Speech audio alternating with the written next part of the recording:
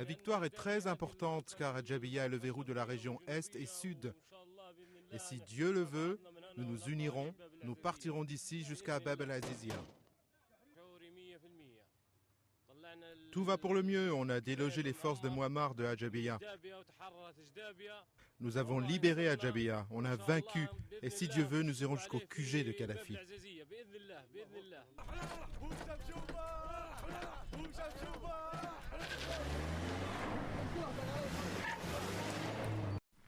En Libye, les forces de Kadhafi se sont retirées de la ville stratégique d'Adjabiya, située dans l'est du pays. Adjabiya est la première ville reprise par les rebelles depuis le début de l'offensive de la coalition internationale. De son côté, le colonel Kadhafi s'est dit prêt à accepter un plan de l'Union africaine. Ce plan propose la cessation des combats et l'ouverture d'un dialogue entre Libyens.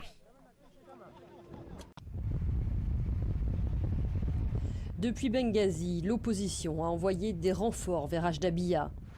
Des hommes encouragés par l'appui militaire des Occidentaux, mais qui restent mal armés et mal organisés face à la puissance de feu des troupes de Kadhafi. À bord de pick-up, chargés de mitrailleuses antiaériennes et de lance-roquettes, ils comptent bien pourtant reprendre l'avantage à Ajdabiya. Sur place, notre reporter Mustapha Ba témoigne. C'est ici la ligne de front, là où ont lieu les affrontements entre pro et anti-Kadhafi. Le côté où je me trouve est sous le contrôle de l'opposition et comme vous le voyez derrière moi, ce côté est aux mains des forces de Kadhafi. Le centre d'Ajdabiya est aussi contrôlé par Kadhafi. Ces hommes sont en train de prier. Dans quelques minutes, ils vont aller au combat et lancer un assaut majeur. Ils affirment qu'ils vont reprendre la ville sous 24 heures.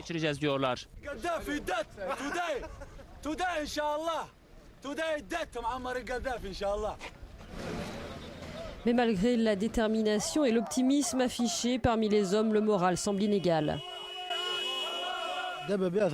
Nos armes sont au sol et ne peuvent pas atteindre les avions. Il y a des explosions et une colline nous sépare de la ville d'Ajdabiya.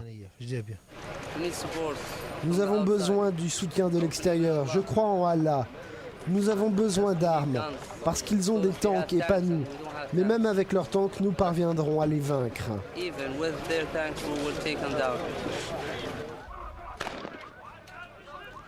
Après avoir battu en retraite il y a 2 semaines, la reprise d'Ajdabiya constituerait une victoire majeure pour les insurgés et pour la coalition, un signe encourageant de l'efficacité des frappes.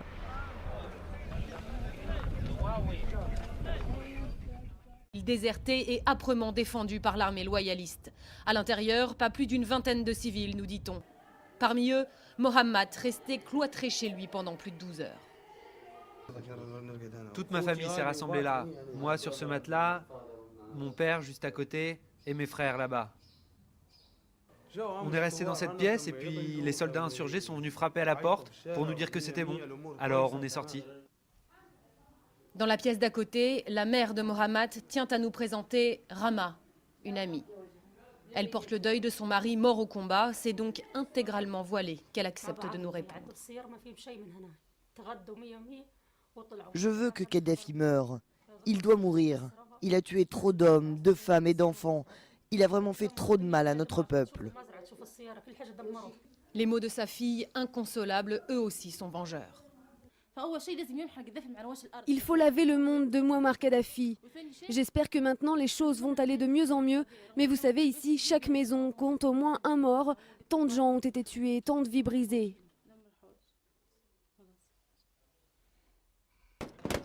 Sur la route bombardée par les avions de la coalition, les chars et les véhicules militaires ont déjà été désossés pour récupérer les munitions.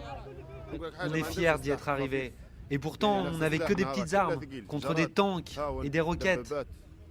Les rebelles se dirigent désormais vers la ville de Brega. Ils en ont la certitude, leur contre-offensive est en marche.